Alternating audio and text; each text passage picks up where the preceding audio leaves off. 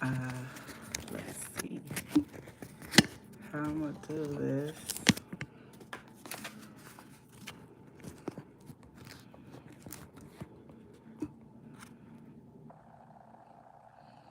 Okay, I'm good.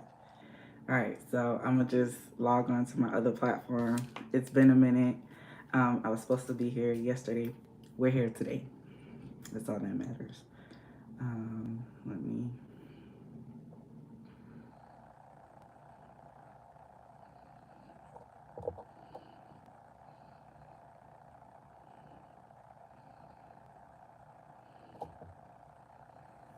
Give me a second. Oh,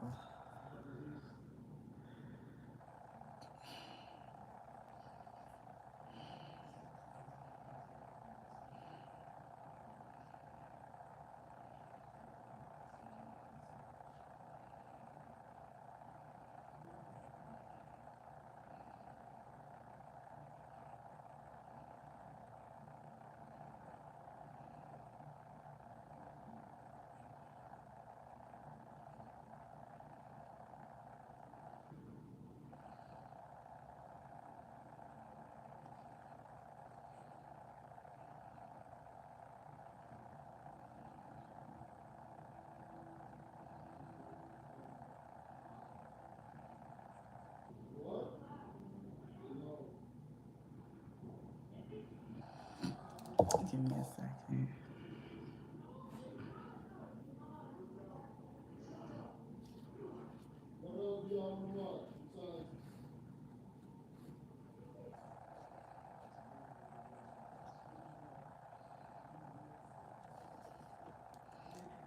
Give me a second.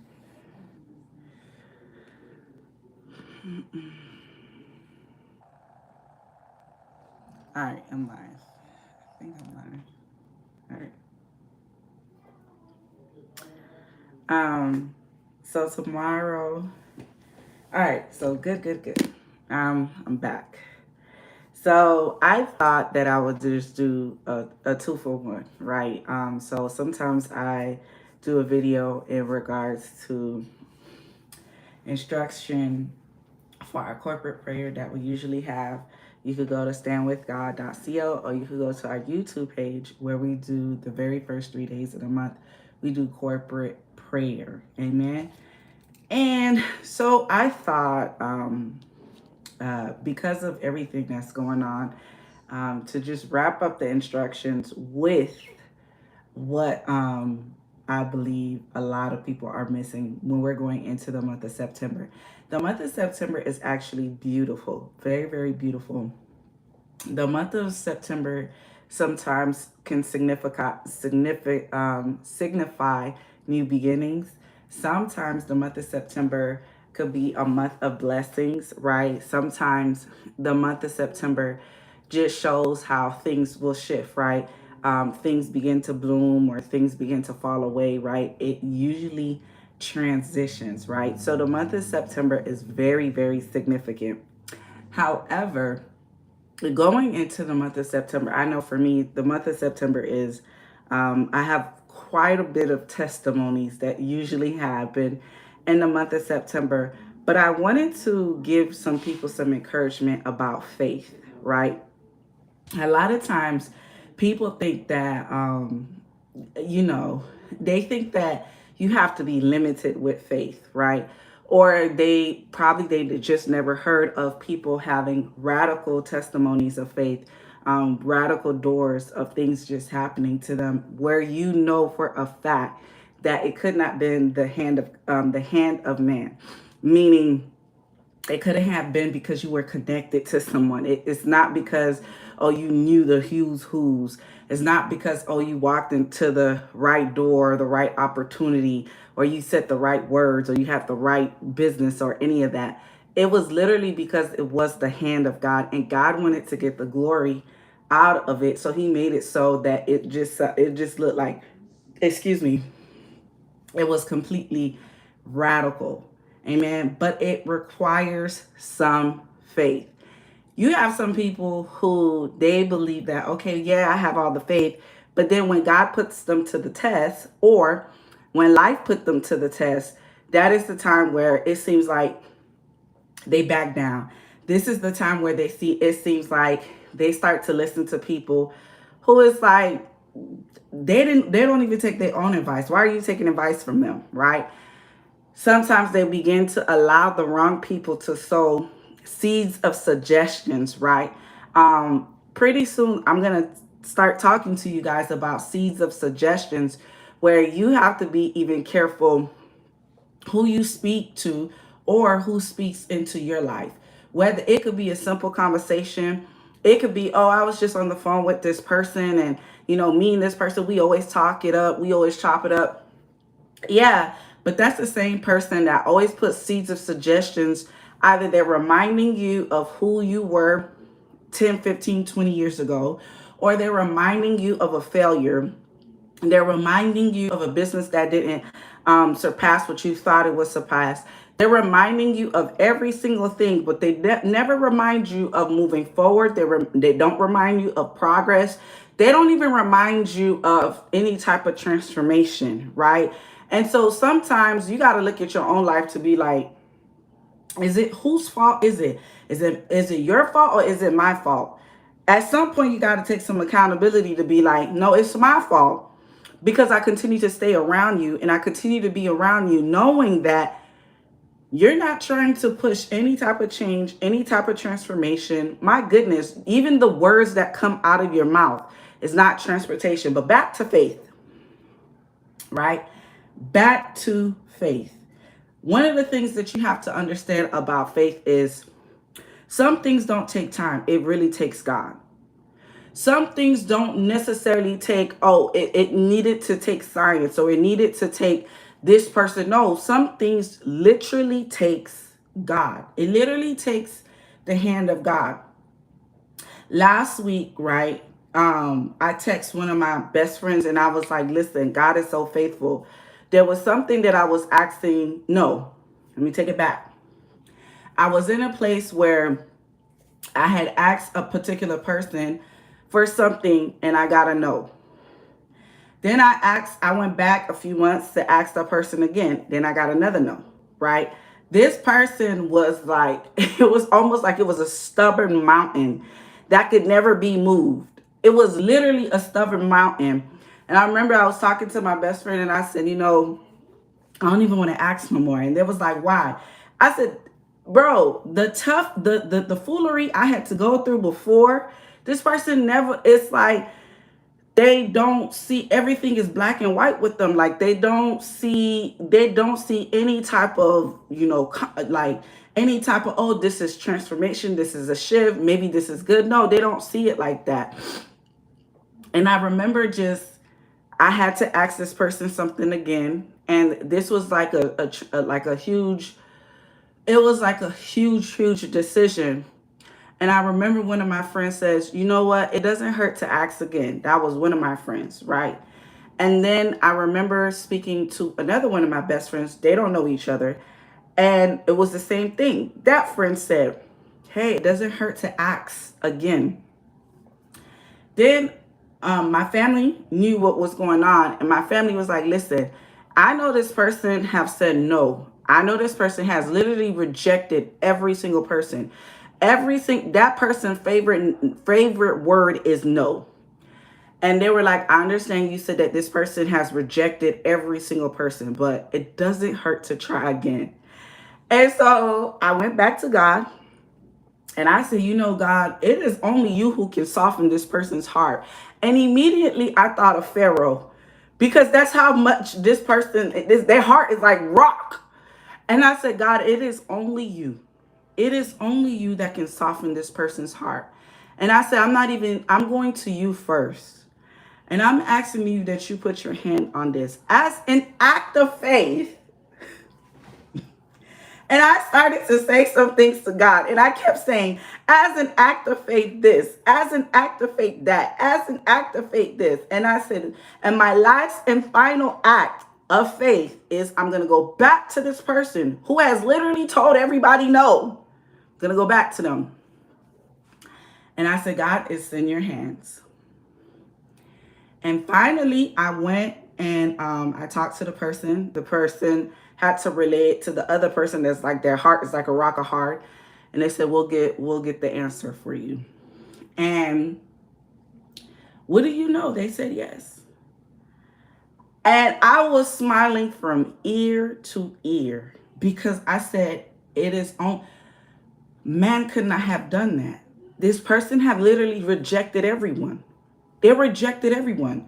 It's 2 years straight of them rejecting somebody. 2 years straight. And it is only you, God, that could have done this to soften this person's heart to say, you know what? Yes. I want to know, right? Whatever things like, I don't care what it is that you're going through. I don't know. It could be a job situation. It could be a financial situation. It could be you're uneasy about where you're supposed to stay. It could be a life transition. It could be, God, I need you to make a faith move. God, guys, in 2012, I made a faith move. And at that time, nobody was on social media like that. None of that. None of that. I made a faith move to follow God's instruction. I wasn't all the way saved or none of that. I just wanted something. I wanted change in my life. Y'all ever sit? I don't know if y'all do that. Y'all ever just go to God and be like, now I know you made me better than this. Like, I know you created me more than this. Like, I ain't all the way up there, but this don't belong to me. Y'all never been in an environment where you're just like, this does not belong to me. This, I don't know why I'm here, but this does not belong to me. I've always had this mindset. From middle school to high school, all I could think of, right, is, God, you're going to get me out the hood. That's all I could think of. And I didn't have a blueprint. I didn't have an example. I didn't have nobody that I could go to be like, hey, how did you, none of that. But I always had this mindset. Blessings, Mimi. I always had this mindset. I'm going to get out of here. I don't care. I'm walking to the bus. I'm taking the city bus. I'm seeing all type of foolery. I'm walking around like, I don't belong here. I don't care what no one say. I don't belong here. I feel it in my bones. I don't belong here. So 2012, I come to God as heathen as could be. And I say, you know what, God? See, that's the thing. Y'all think, some people sometimes think that, oh, because the person is not in church and they haven't given their life to Christ, they automatically assume like, these people may not know God to even have a conversation with them. Sometimes you got to be mindful. Sometimes these people, they may know a little bit of God. Sometimes these people probably, the minute that they were able to leave their parents' house, they left they didn't go back to church. Maybe they like living their life, right? Some people think that, oh, because you're in the world that these people be not having a good time. No, they be having a good time. I was there. We be having a good time at that time. We be having a good time. However, for me, it got to a point where in 2012, I asked God, there got to be more to life than this. Like, I know you did not create me for where I see my life right now. I just know. And I did a faith move. I believe the Lord had told me to read Genesis. I believe it was Genesis chapter 12, where he told Abraham to leave his mother's and father's house to go to a land that he did not know. Right? And so this was scary because at first I thought I was tripping. And then I remember going back home and I was reading the scripture and I was like, God, but this doesn't make sense. Like, why would you need to remove me from my place of comfortability, from my place of the people that I know to be able to do something in my life? Like, it doesn't make sense, right? And so I said, okay, as an act of faith, I'm going to start getting my stuff prepared. That's all I said to God. As an act of faith, I'm going to start getting myself prepared. And I remember I was choosing different cities, right? And I was making sure it was like 3 to 4 hours away from the city that I grew up in. And my thought process was, if I'm far enough away that if I get temptation to go back and forth to home, it will decrease, because ain't nobody gonna be, I didn't like to drive around 3 4 hours anyway. I live in the city, like 15 minute, 30 minute tops. Like, if you're from South Florida, everyone will attest to you. There's nobody from Broward County or Palm Beach County that likes to go anywhere near Miami. We feel as if Miami is a 3 hour trip. We do not see it as a 30-minute trip like the tourists do. We see it as a 3 hour trip. So no, we're not doing all of that, right? And so I said, God, as an act of faith, I'm gonna just start to prepare. So I began to look for cities, and I landed on, originally I was supposed to be in Tampa, and then I switched from Tampa to Orlando. And then I remember just saying, okay, God, I didn't know if I could get into school because I was having issues with school around this time. And I said, you know what? Bump this. I'm going to just register for school. I'm going to see if they'll accept me. That was number one. Boom. Got accepted into the college. Then I said, oh, shoot, this is happening. So I was like, all right, I'm going to get a place. Now, I did it backwards. I was looking for jobs, but I really wasn't looking for jobs, because while I was act of faith, I was like, you know what? Let me secure housing first. 2012, it was a little easier to secure housing, but I was like, I'm going to save enough so that even if I don't find a job within a year, I'll be good. I'll be able to pay the rent. I went and I looked for housing, got approved for housing. As an act of faith. Now, prior to that, I drove to the city to see, like, okay, where I wanted to stay, how far am I from the college, et cetera, et cetera. Once I found some apartments, I applied, I got approved. I was shocked, because I know for sure I didn't put on that application I had a job to be affording that apartment. I was just like, it is what it is. And I still didn't move. Y'all know when I moved? I moved when I got approved for the apartment. I got approved for the schooling. And then I went back home, and then I just started to rack up. And then from there, I said, God, I won't move until you tell me to. That's an act of faith. I prepared my stuff first. And I said, God, I won't move until you tell me to move. So in the meantime, I was just applying for jobs. Now that took some months, because I just kept getting rejected. And I was just like, this is not going to make sense. However, I stood on what I read, what God had said to Abraham about what he was going to do and how he was going to take him away from his family.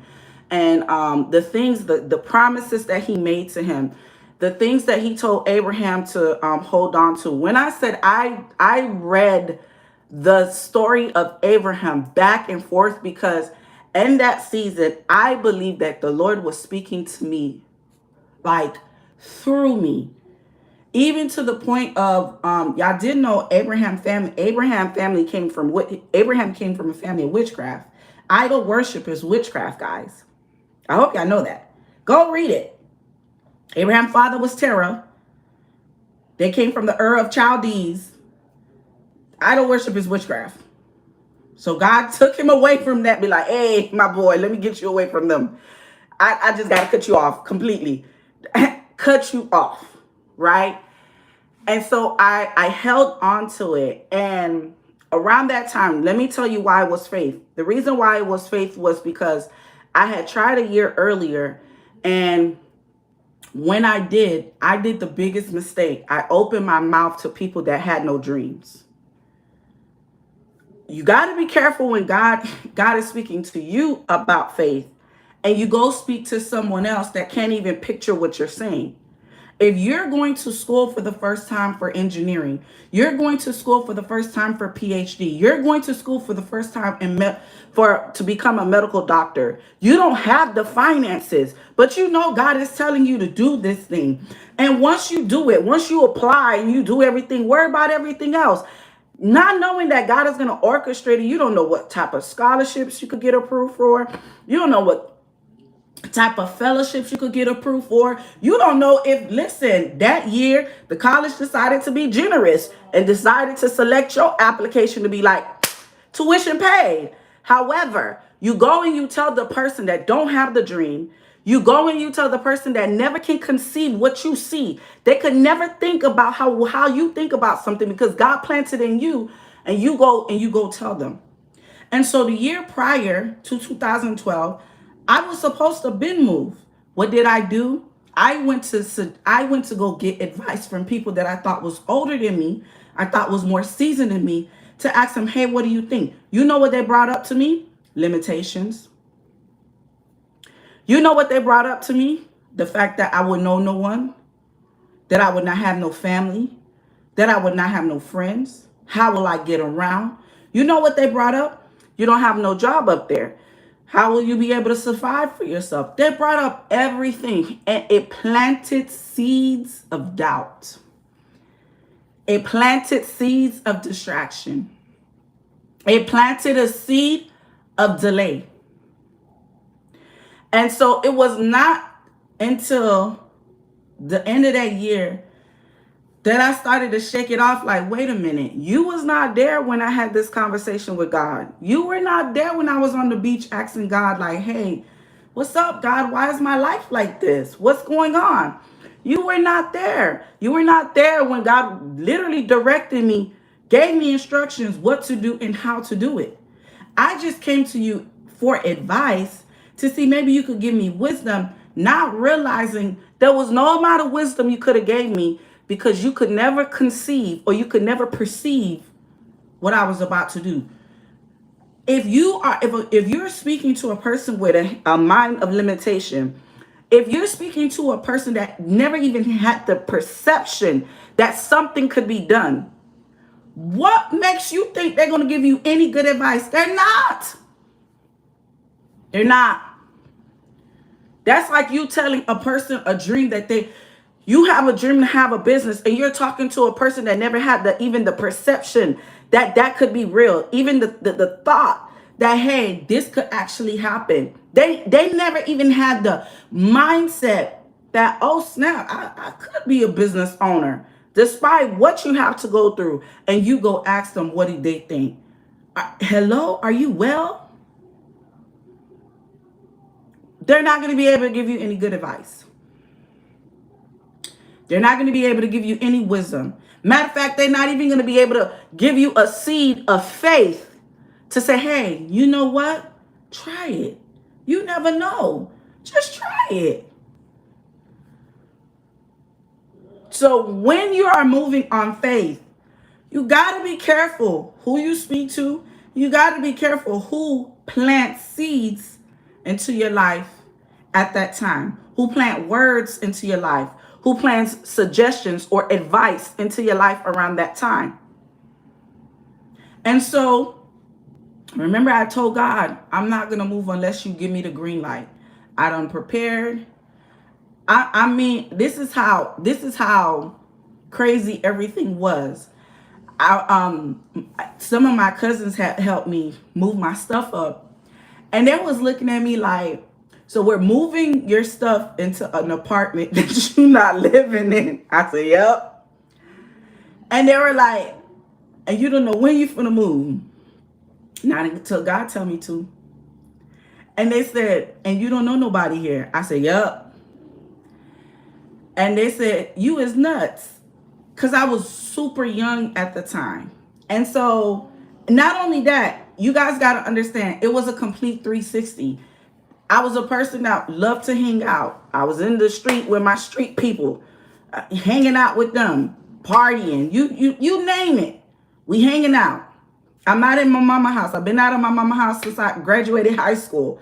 So you can only imagine. I got my the apartment. I don't even know how I got back then. You could go to the laundromat and they used to have these little things where you could pull that says they had an apartment and they had the people number and they used to say, for rent. I just pulled a number, call them, hey, this available? Yeah. Okay, bet. Can I see the apartment? Go see the apartment.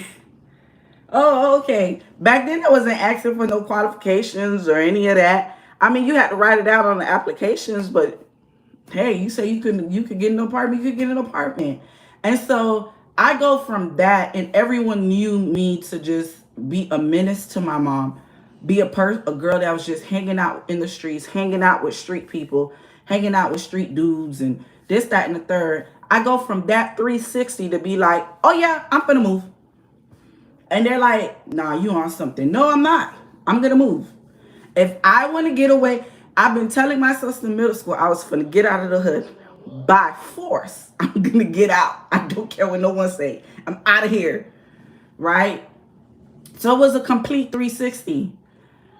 I finally get the thing. I finally get the thing from God. I get the confirmation from God.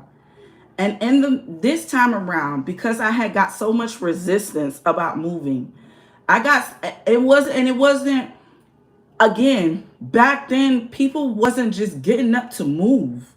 There wasn't with no job or anything to a city that no one know. The first city I knew people, but I was just like, you know what? Let me go somewhere where I really don't know anyone.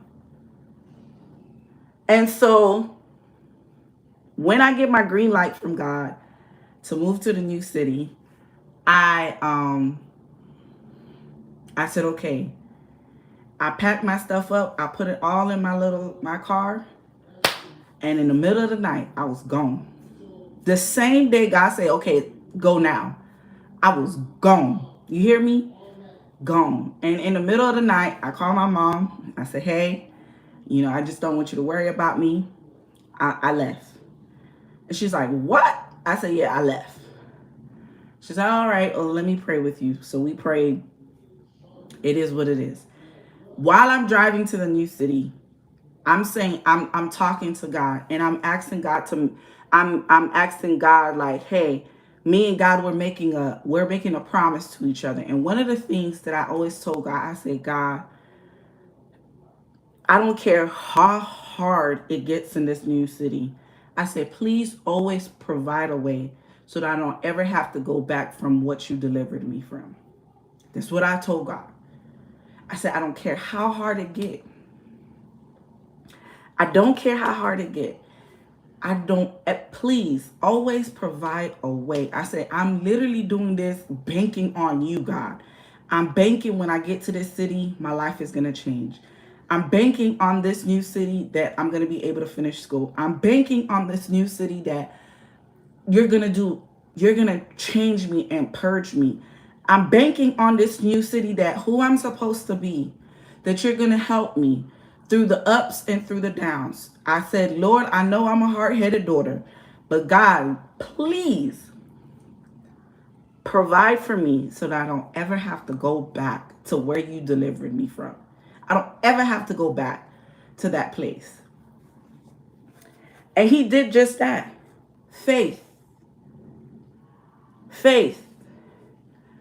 Remember I told y'all I drove that night, that Monday. Guess who finally gets a phone call for a job? That same Monday, I get a phone call. They hired me. I was just like, wait a minute, what? And it was so funny because for the very first couple of months, my friends back home didn't know I moved. The only person that really knew I moved was my parent and like one or two other people. Nobody knew. I kept it to myself. And that's faith. You hold on to the promises that God has given you. You hold on to what you know that he has told you. Number one, you have to get to a place where you know God on that level. You have some people that You don't know God on that level. You know God, you know of God through your mom. You know of God through your father. You know of God through other people's testimony, but you never took the time out to know God for yourself, to talk to God, to let him know, be real with him. You got to get to a place where you real with him. I don't know why you talk to your friends all day long and you real with them, and then you get in front of God and you be like, oh, yeah, yeah. I'm sorry, what? There are times for that. But then there are times where you just have a conversation with God and you say, God, I don't like where I'm at. I think this is trash. I think this is ghetto. God, there's no way you created me for this and I'm still like this. Like, get me up out of here, God. And you have those honest conversations with him. So it depends on the question. And so that's how you have to start. Faith sometimes look like you prepare for the thing before you even see it happen. Faith sometimes look like you take the first step and then God guides you every step that you take. Faith sometimes takes that has nothing to do with faith right now.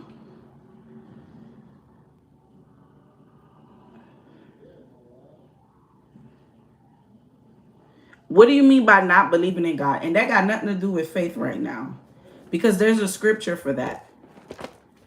You should read the word in regards to what it says about people. If you with a wife, I don't know. And then you said ex, so I have to clarify: is this a boyfriend, girlfriend, wife?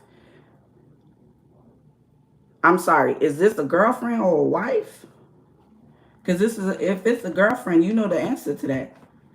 But if it's a wife, you need to go to the Bible.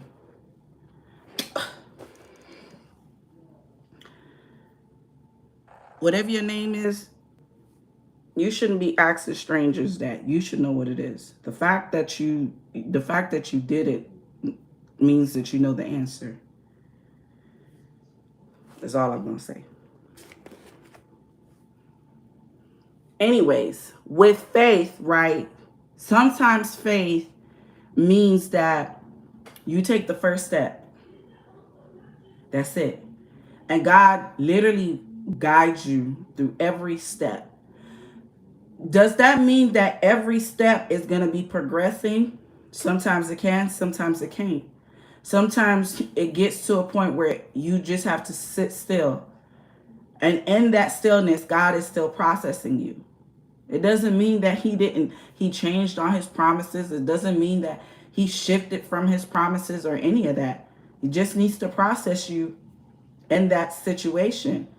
Yes, I made a huge radical faith. I literally picked up my life and moved to a city. And I stood on the promises that God has spoke to me about. But when I got to the city, that's when the process came. That's when the transformation came. That's when I had to learn. I went through it. I had to learn. I'm coming from South Florida. I'm in a whole different place, and I'm in a whole different region. I'm in a whole different culture. South Florida, we're used to talking it straight. Get straight to what you need to say. We're very cutthroat. We're very straight. I get to a whole region, they don't operate like that. Do y'all understand what that took? Do y'all really understand what that took? To change the way you just look at things, to change the way you just see things, right? To understand that certain things, it could have rocked where you were before. It could have rocked while you were young, but as you're getting older, it don't rock like that anymore. So there was a process and it took faith through all of that to know that God was always going to provide for me. It took faith. There was one time I got fired. It took faith for the next day for me to be like, God gonna find me another job. But you have to, sometimes people could say, oh, just have faith. But if a person don't even know their God, how they going to have faith? You don't have Deuteronomy 7 verse 9 talks about knowing your God. You have to, when you say you know someone, that means that you took time to commune with them. That means you took time to have a relationship with them. That means you took time to have a conversation with them. That means you took time to build a relationship with them. That's what that means. It's not all of a sudden, you're not going to walk up to someone on the street and say, oh, I know them. Even if they look familiar, even if you pass them 10 times, that don't mean that you know them.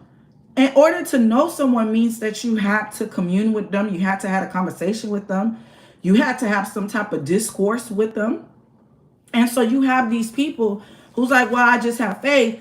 But you don't even, God don't, when the last time you had a conversation with God and it was intimate and it wasn't about God do this, God do that, God do this, God do that, God do this, God do that.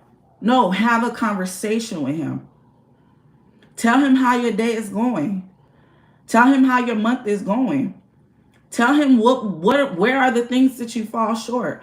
Where are the things where you feel like, God, really, can you really pass this cup away from me? Deuteronomy 7 verse 9 says, therefore know that the Lord your God, he is God, the faithful God who keeps covenant and mercy for 1,000 generations with those who love him and keep his commandment. So in order to know God, you have to have, first of all, get into his word, have a conversation with him. And then once you start to do that, then you understand that one of God's love language is obedience. To love him is to obey his commandments. Well, if you don't read the word, how will you know what his commandments are? All of this take place with having faith. Having faith is knowing that it doesn't matter what you see on the news.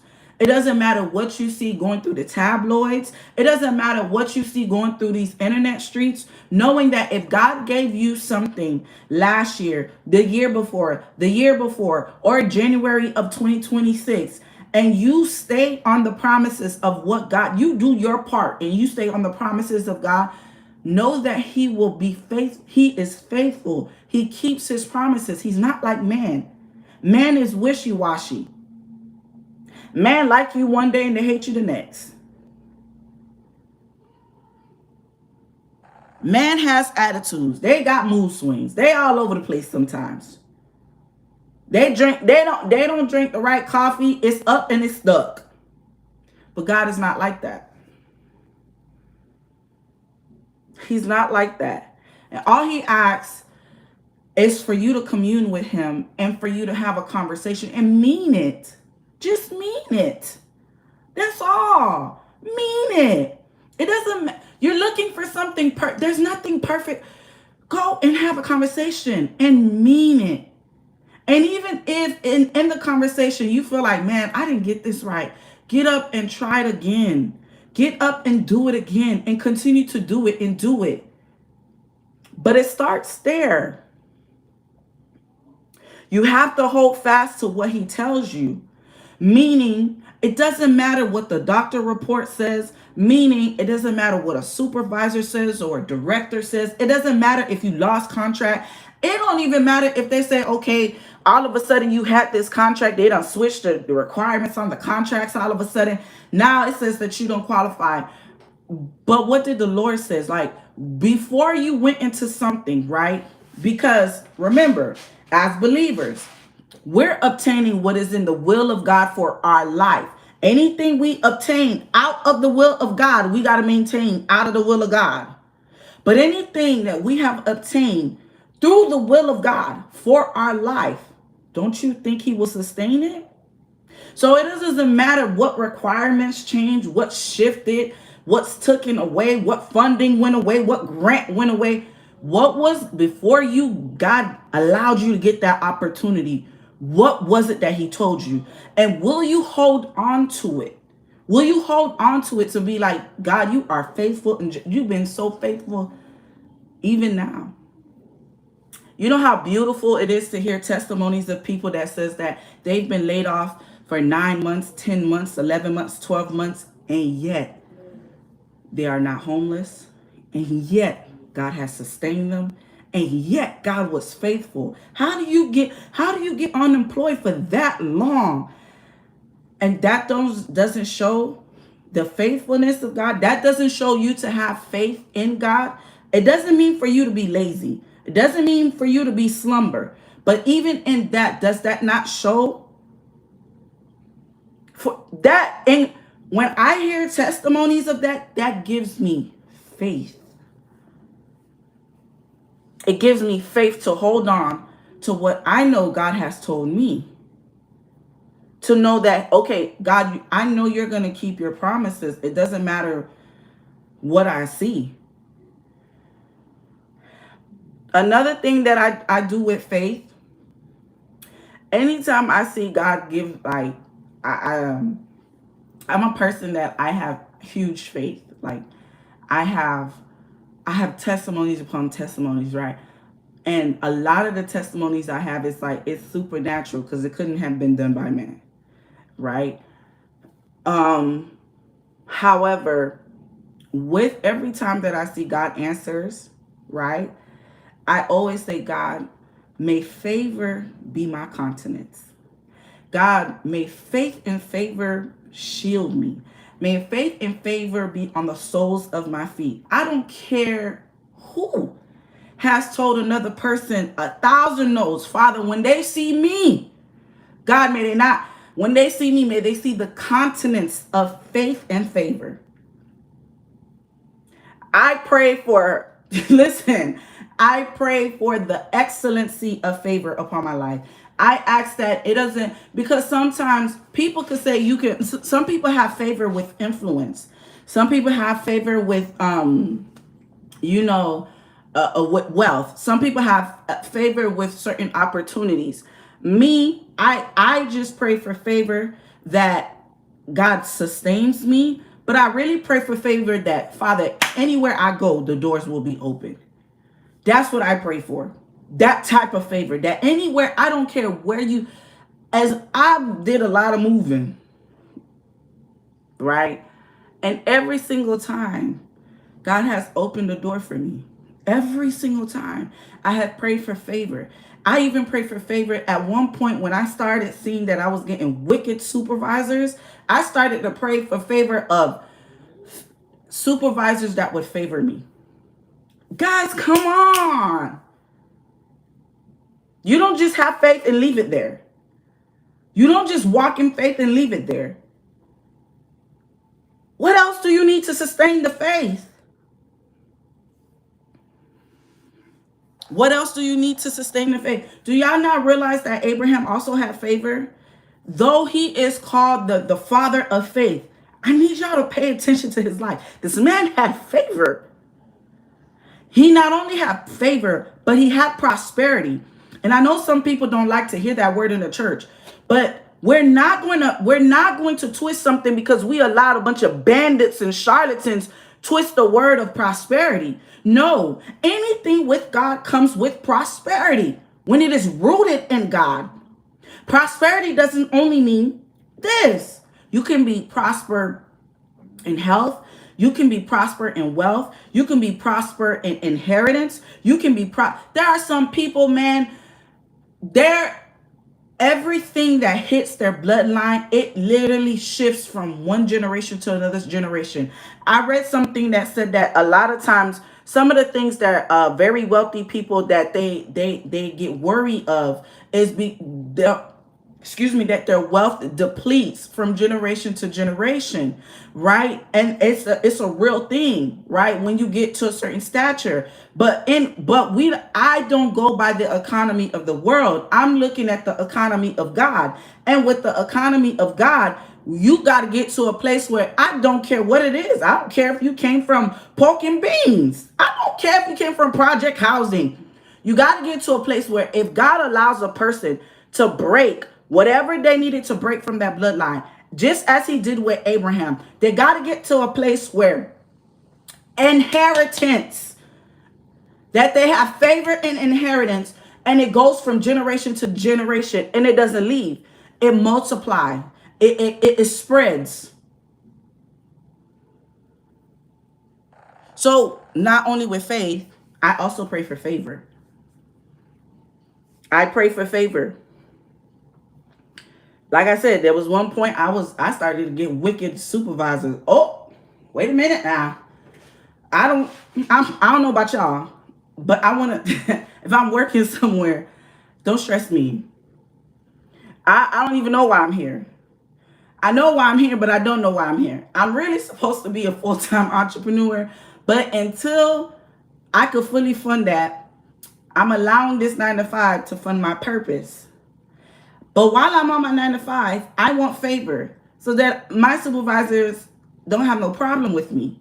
And so there was a season where I started to pray for every supervisor that I get. I prayed for favor, that they will favor me. I prayed for it. I said, I don't care if there was an unbeliever. Favor shall follow me everywhere I go. I don't care. What do you being an unbeliever got anything to do with me having favor over my life? It don't mean nothing to me. I know I will have favor. So you got to pray for that. You pray for favor over your children. You pray for favor over your grandchildren. You pray for favor over anybody that you mentor, right? And they're truly your mentee or whatever the case may be.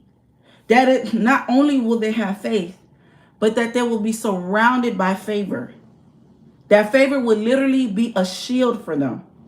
That literally, when I moved to that new city off faith, I realized what the scripture mean, that sometimes even strangers, God will locate strangers to literally help you. And that's literally what would happen to me. Strangers. They will say stuff like, oh, I don't know why I'm doing it. In my mind, I'm like, I know why, but I'm not going to get in the middle of what you got going on. And it would be strangers, literally strangers, to favor me in certain things. Literally strangers who would become, you working with someone, you thinking, man, this my ace boon coon. I'm working with this person. I'm buying lunches for them. I'm buying them coffees. I'm remembering all of their kids' name. But then when the fire get hot, when the oil get hot, they throw you underneath the bus. And you know what's so interesting? The person that you didn't think would advocate for you is a stranger. A stranger who watched you from afar. A stranger who saw that you were very kind to them. A stranger that saw that you greeted them. That you never looked at them any kind of way. You greeted them. You asked them how they were doing. You try to remember little details about them. And then when the fire get hot, the person that you think is your ace boon coon at work is not the person who advocates for you. It's literally a stranger that advocates for you. Some of my most spiritual warfare-ish jobs I had, it was literally strangers who advocated for me. Strangers, not the people in my department that thought that, I'm like, bro, if anything, y'all should know to vouch for me. Y'all know my work ethic. Nope. Strangers who watch me from afar. But then when God takes my memory back, he's like, yeah, but this person, you was always courteous to them. This person, you always said hi to them. This person, you always did small talk with them. This person, you included them. And I'm just like, oh, wow, like, I'm not thinking anything of it. So, we have corporate prayer happening, guys, starting tomorrow. If you want to know more about it, you can go to standwithgod.co. 3 days, we just do corporate prayer for 1 hour. And we bombard heaven. Number one, we're talking about, day one, we're talking about faith, that some things don't take time. It takes God. It is some things don't take time. It takes God. I don't care what it is that you're looking for. Maybe you're looking for a child, right? and the doctors are telling you something. Some things don't take time. Some things literally just take the hand of God. Maybe it's a job. Maybe it's I don't know. Maybe it's your kid is going to college and they remove the scholarship, right? I'm not sure. Maybe it's something that's happening on your job. Maybe they're saying that they're gonna cut funding. And then you know what too? Sometimes when you at a job and you see that they're cutting back, because there's some people, they live their life on overtime. They live their life on overtime. And they're at working at a job and the job says that they're gonna cut the overtime. Instead of you saying, "Oh man, what am I gonna do? I don't got no overtime." Have you ever thought to go to God and say, "Okay, God, now that I'm actually doing 40, because that's crazy work that you're doing overtime. God, what do I do in that meantime? Do I spend more time with my children? What do I do in the meantime? Is there something that you want me to do? God, this extra time that I have, am I supposed to be writing a book? God, do you want me to start this business? God, do you want me to volunteer? God, do you want me to get a certification?" That's what you're supposed to be doing. Not saying that, oh, no, because maybe this is a season where God is trying to process you so that you know how to live with the 40 hours and you have not sustained your life, that you have to have overtime in order to sustain your life. This is the time. That is, you can't always look at stuff like, oh, it's the enemy. No. God, now that I have to do 40, what am I supposed to do in this time? Especially if you have children. That's a perfect time for you to go be nosy. Find out what your children doing. Who they talking to? Who they on the phone with? What they watching on the internet? Who's their friends? Who left that? Who's not their friends no more? Figure out what's going on with your children. Stop letting the world dictate what's going on in the mind of your children. That's the time.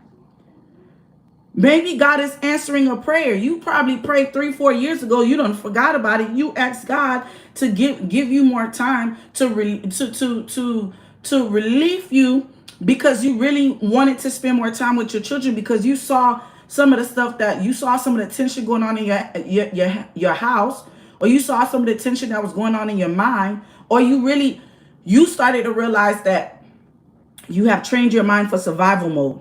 So now you're doing 40. Now you don't know what to do with yourself. What do you mean you don't know what you do with yourself? Why would you train your mind and your body to accept 50, 60, 70 hours a week? You're not a bully.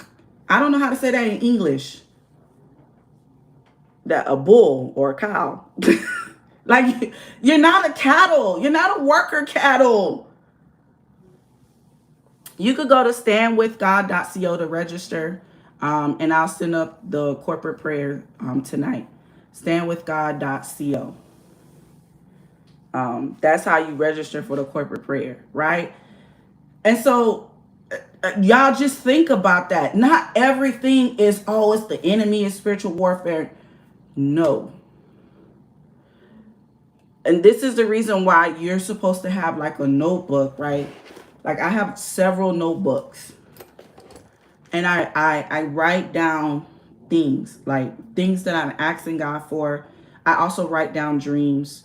But this is the reason why you go and you look at the stuff, because sometimes you have to be reminded of what you asked God 3-4 years ago, not realizing he's answering it. The problem is, y'all be wanting God to answer it in this pretty bow and this like glamorized way, and it's like when he does answer, you forget about that he's answering it.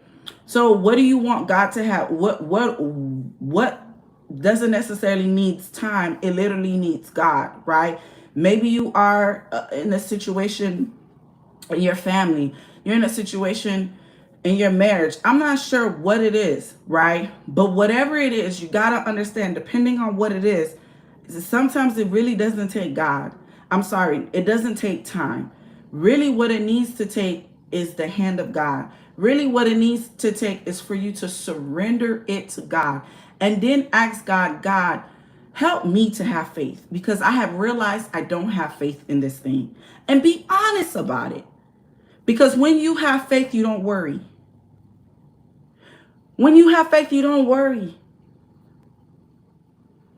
When you have faith, you literally stand on what God has told you.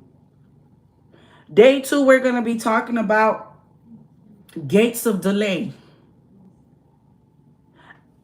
And I might reverse it, because I had to realize that before I had to remember my testimony, I had to get my mind back, because I was like, I went and I told these people, these seasoned people, these people older than me, asking for advice, and they literally became a gatekeeper.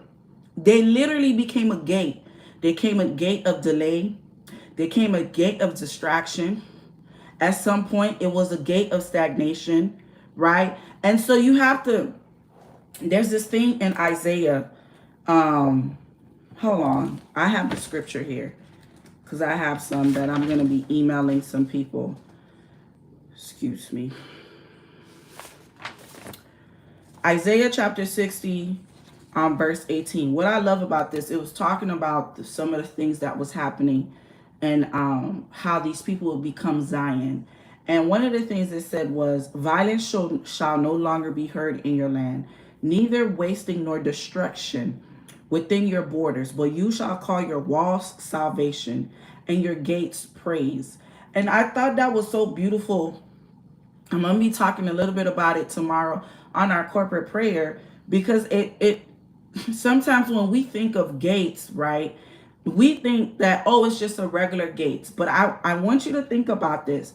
You do know, like, anywhere you go in the world, right, there's a border, right? I want you to look at the border as border, but within every border, there's a gate. And then within every gate, there's somebody, right, that is keeping watch over the gate. To say, hey, you can open the gate and you can close the gate, right? I want you to think about your life and think that sometimes distractions can be a gate. People can also be a gate. Delay can be a gate. And it's talking against you. And you're not realizing that you didn't even say anything to say, God, close every gate of distraction that I have opened in my life. Because gates have to be open and gates have to be closed.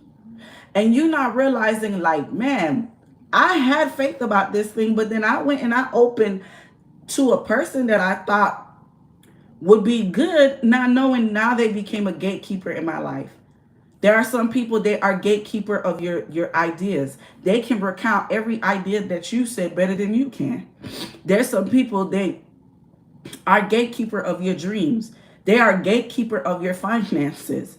These are people that they feel entitled to what God has blessed you. You work your tail off for something, for someone to come in and say that, oh, well, you got it, so why you can't? And then they like to pull the card like, oh, well, you said that you were generous, and you always talking about being generous, and ain't you a Christian, and this, that, and the third. And they start to manipulate. You not realizing these people are manipulating.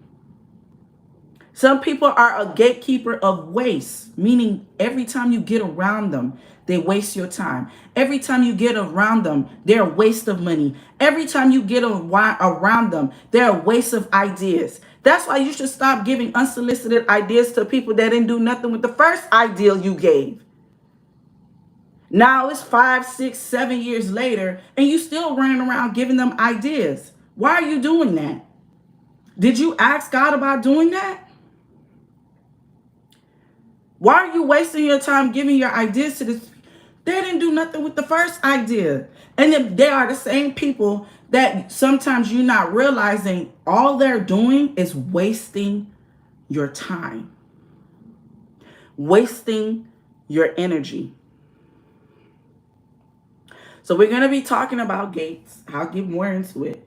And then day 3, we're going to declare over our life. We're going to prophesy over our life. That every redemption power be spoken, every redemption power of God come into our life. That every power of restoration come back into our life. Every power, the benefits that comes from salvation comes back into our life. There's benefits of salvation. Why are we not seeing the reaps? Why are we not seeing the fruits of it? The benefits of deliverance come back into our life. Before you start to build something up, you got to demolish. You got to take away everything that is hindering it. Everything that is hindering it. It's like building a house. Before you see them put all the bells and whistles or whatever, you see them cultivate the land. For some, let's say it was a pre-existing property that was there. What do? They demolish it. They demolish everything. Once they demolish everything, they clear the way. Once they clear the way and they get proper or whatever, then they build it up. That is the same thing that you have to do with every area. Little by little, you go through every area of your life and you start to see the changes. You stop looking for other people to do that for you. You do it for yourself. Do it for yourself. While you're doing it for yourself, make sure your children are looking at you and that they are encouraged. Like, my goodness, I see my mom, I see my dad, that this is what they do every time that there's a situation. They go, they pray, they go and they worship as an act of faith. Tell your children. I tell my children all the time, when I really need extra faith, I tell them, I say, hey, can I borrow your faith? Can you pray with me? They be looking at me like, what? Yeah, because y'all faith answers quick. And them prayers be coming in quick. Can I borrow your faith? Why? Because think about it. Children's, they don't have anything when they're, when they're in their innocence, right? And they have not been introduced to certain things. They don't have any limitations in their mind. They truly believe that it will be done. They truly have like the purest amount of faith that I can explain. They really do. They don't have anything bogging their mind. They don't have any power, no seeds of suggestions coming from outside forces. They don't have any of that. So they truly believe when they pray, they truly believe when they speak to God that it will be done. They truly believe that. And even if the thing doesn't happen right away, it doesn't shake them. It does not shake them. And so that's why sometimes when I really need to pick me up, I get my children involved. Hey, let me borrow some of your faith. I tell them, this is the prayer point. Can you pray to God? This is the prayer point right here. This is what I need prayer on. One of my best friends, her daughter, she is her name is Faith. So whenever I need something, sometimes even I try not to joke too much with her because I know that it can actually happen. So there are certain things like I'll go to her and I say, hey, can you pray for me, Faith? And she said, sure. And she's excited and she'll pray some things. There's one thing that she prayed for, it actually came to pass. And when I see how quickly that thing came to pass, I said, okay, I'ma hold you like as my plan B.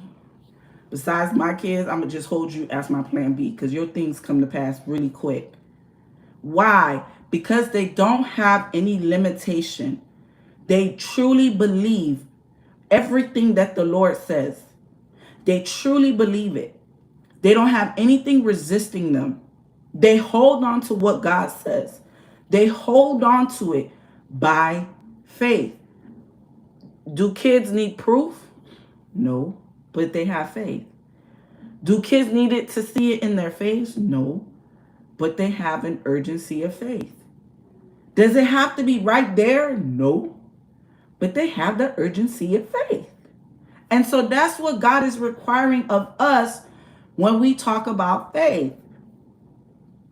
But you have to know God first. You have to know God first. And so I'm going to do a quick little prayer so I could get off. Again, if you want to join us for corporate prayer, you could go to standwithgod.co, register. I'll be sending an email out tonight. Standwithgod.co. to register. Just your email. Check your junk folder. Sometimes the messages lands there. And we, amen. And we will be bombarding heaven tomorrow for the next 3 days. And we do this every month. Corporate prayer for just about an hour. And we do it every 3 months. Why? We're dedicating the beginning of our month to God, right? And I want people to we need more intercessors. We need more prayer. We need more people to pray.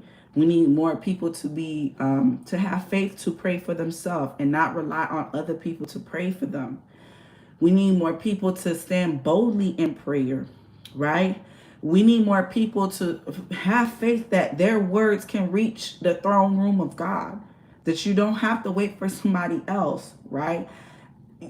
Our intercessors, our seasoned intercessors, they're leaving this earth. They're leaving this earth.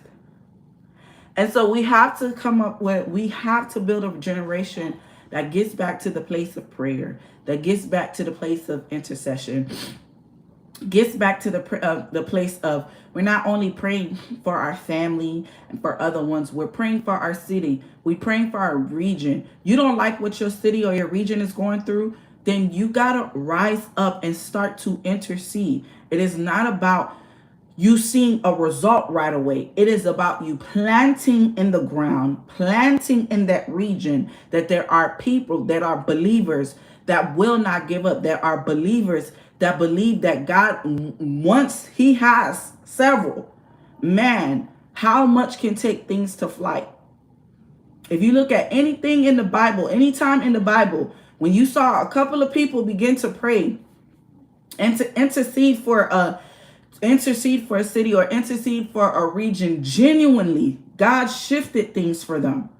And so there's no more, oh, what's going on with the city, this city, this city, that. Oh, there's so much blood in the city, so much blood. That shows me that there's not people that are praying and interceding and actually keeping it on the agenda to shift. So I'm going to do a quick prayer, and I'm going to type. Can I type? Child, I don't know if I could type. I'm going to type real quick where you can register. And we do this every month, every first 3 days of the month. All right. So, Father, we thank you on tonight. We glorify your name.